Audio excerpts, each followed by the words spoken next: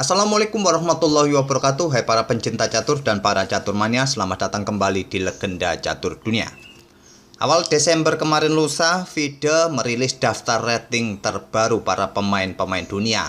Alireza Firoza resmi menempati posisi kedua setelah Magnus Carlsen kawan dengan rating 2804 setelah penampilan luar biasanya di dua turnamen terakhirnya, yaitu FIDE Grand Swiss dan European Team Chess Championship 2021.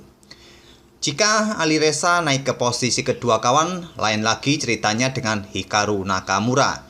Dia dihapus dari daftar rating FIDE untuk sementara, tapi bukan berarti dihapus dari keanggotaan FIDE ya kawan.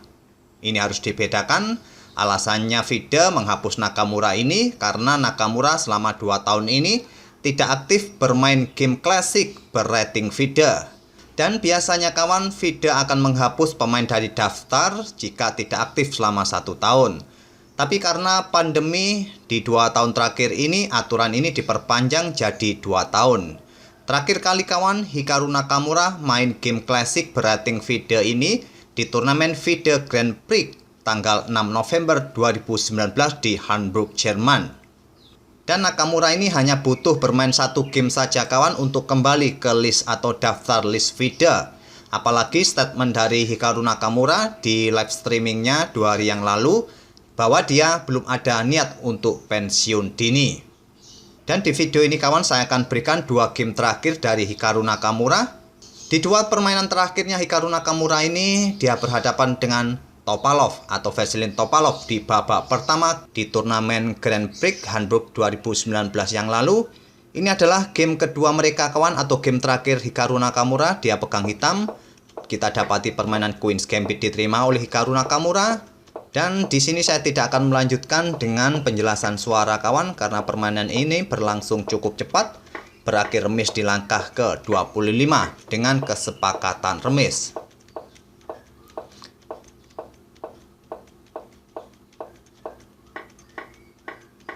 Disinilah kawan permainan berakhir di langkah ke-25. Memang terlihat posisi putih mulai lebih aktif kawan daripada hitam. Mungkin pada saat itu Hikaru Nakamura sudah berpikir atau menghitung, mengkalkulasi bahwa dirinya sudah tidak mempunyai kesempatan untuk menang. Walaupun dilanjutkan mungkin permainan akan tetap berakhir remis, dan di posisi di langkah ke-25 ini akhirnya Hikaru Nakamura sepakat untuk bermain remis. Tapi kita coba lihat permainan mereka yang pertama kawan di hari pertama mereka. Di hari pertama di babak penyisian atau di babak pertama ini kawan, Hikaru Nakamura sama bertemu dengan Vasilin Topalov, dan di sini Hikaru Nakamura pegang putih mengawali permainan dengan pion E4 dibalas pion E5 oleh Topalov, dan kita temui permainan Ruy Lopez, dan di sini Topalov memilih variasi Berlin atau pertahanan Berlin.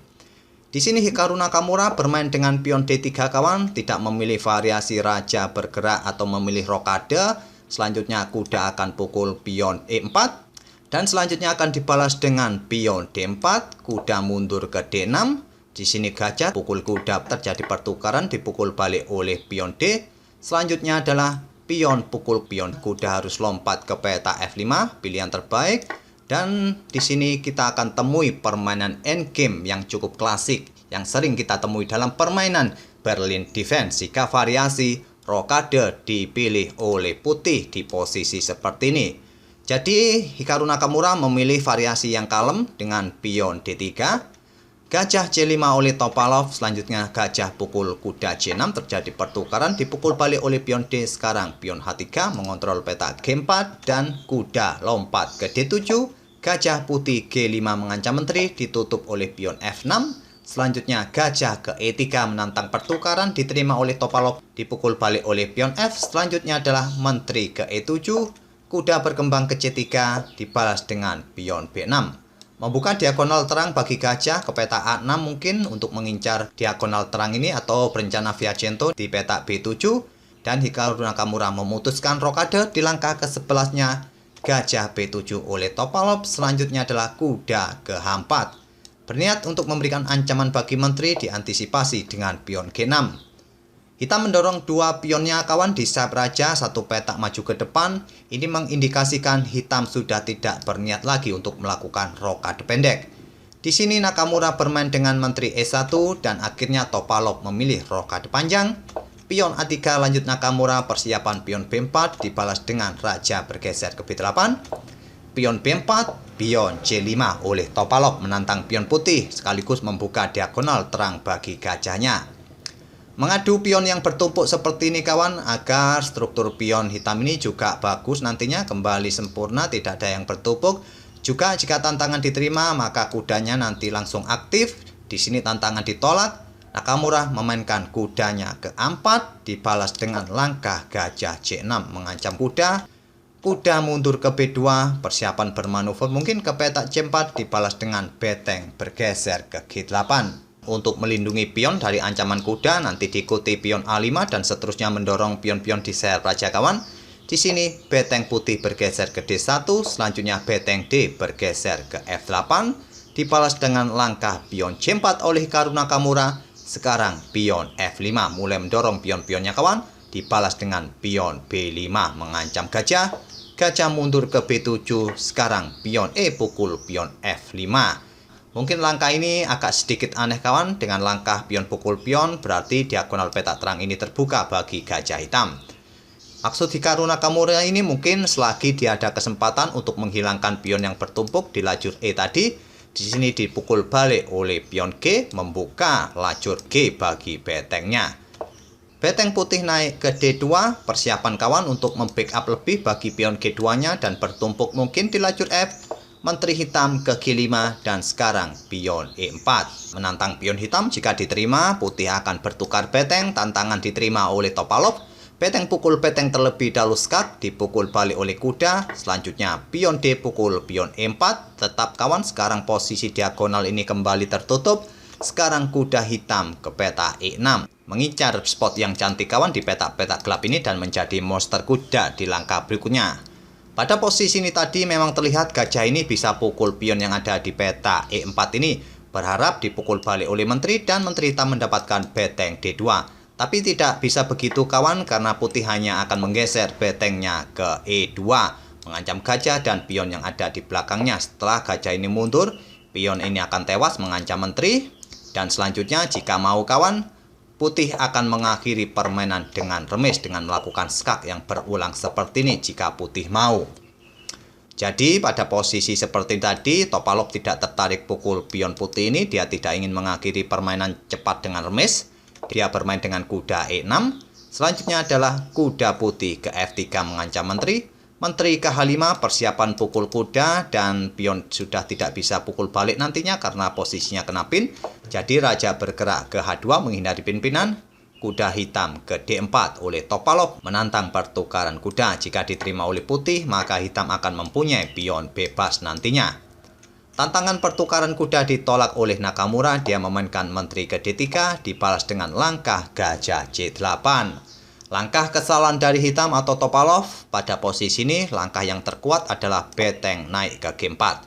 Pion tidak bisa pukul beteng karena posisinya dalam kena pin dan beteng ini mengincar pion di peta E4 dengan dukungan gajah. Pion sudah tidak bisa di backup lagi kawan, jadi di langkah berikutnya pion E4 tadi tewas oleh beteng dan dengan variasi ini hitam mampu menjaga keunggulannya. Tapi pada posisi seperti ini tadi Topalov mempunyai rencana lain dengan gajah C8 dibalas dengan kuda mundur ke E1, menteri hitam ke G6 dan kuda manuver kembali ke D3 mengincar pion dilindungi oleh beteng E8. Kuda ke D1, menteri mundur ke G8 mengincar pion, dilindungi oleh kuda di B2, selanjutnya gajah bergerak ke E6, kembali memberikan tekanan bagi pion C4, dan di backup oleh menteri di D3, beteng bergeser ke D8, persiapan memberikan discover attack, dibalas dengan menteri bergeser ke C3, sekarang pion H5, beteng putih bergeser ke F2, pion H4 berencana memberikan dukungan bagi menteri. Di langkah berikutnya mungkin ingin bertarung dengan menteri putih kawan. Di sini Nakamura bermain dengan pion A4. Menteri ke G6 mengincar pion E4. Di backup oleh menteri di E3. Selanjutnya beteng G8. Menantang pertukaran menteri di peta G3 nantinya. Di sini raja menghindar ke H1. Selanjutnya menteri ke H5. mengincar kuda di D1. Mungkin di langkah berikutnya gajah akan pukul pion C4. Jika kuda pukul balik, menteri akan mendapatkan kuda D1. Nakamura merespon dengan langkah pion A5. Di sini gajah tidak melanjutkan pukul pion C4 kawan. Raja bergeser ke C8. Selanjutnya menteri ke E1 mendukung pionnya. Jika pion pukul pion bisa dipukul balik dan menteri putih nanti akan menyerang lewat sayap menteri. Di sini beteng naik ke G3. Selanjutnya adalah menteri bergerak ke F1 memberikan dukungan bagi beteng melakukan skak nanti.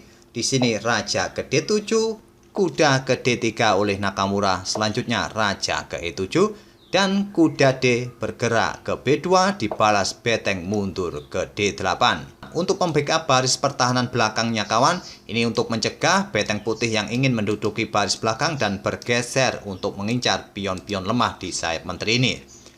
Hikaru Nakamura melanjutkan dengan pion A6, selanjutnya menteri bergerak ke G5, dibalas Nakamura menteri G1 dan pion C6 menantang pion putih untuk merusak struktur pion di sayap menteri. Nanti setelah pion pukul pion masih bisa dipukul balik oleh kuda, langsung diterima oleh Nakamura, dipukul balik oleh kuda.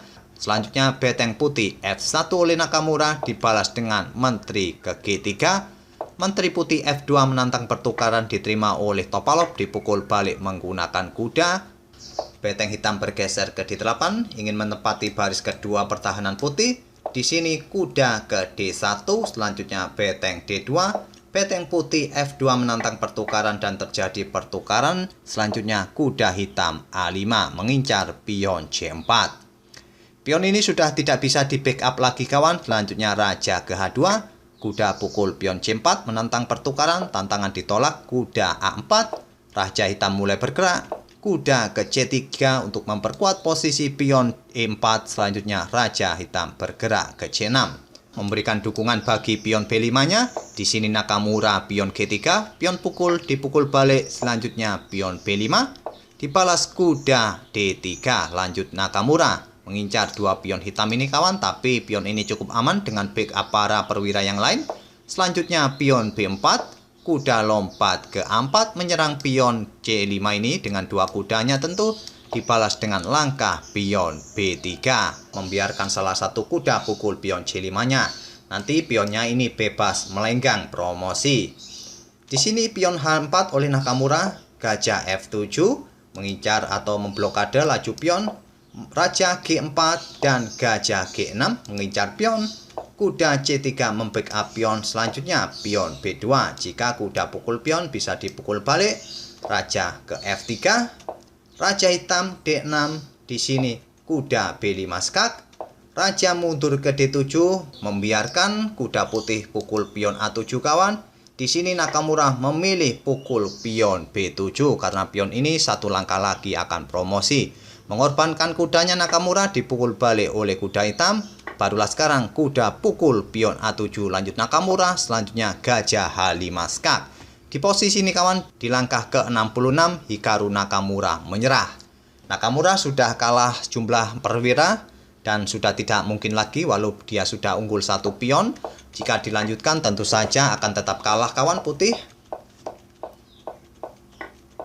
Jadi seperti ini langkah-langkah kelanjutannya mungkin yang bisa terjadi. Mungkin langkah pilihan saya ini bisa jadi berbeda dengan langkah yang kalian pilih.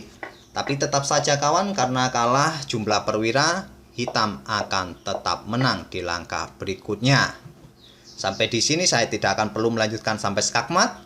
Dan itulah kawan, dua game terakhir Hikaru Nakamura bermain dengan game klasikal yang berating FIDE. Sekali lagi kawan, Hikaru Nakamura tidak dihapus dari keanggotaan FIDE, melainkan hanya dihapus dari list daftar rating pemain untuk sementara. Hanya butuh satu game lagi bagi Hikaru Nakamura untuk kembali ke daftar list rating pemain dunia. Dan semoga permainan dari Hikaru Nakamura dan informasi tadi kawan bisa menghibur kalian. Dan kita akan bertemu di video-video berikutnya. Terima kasih. Wassalamualaikum warahmatullahi wabarakatuh.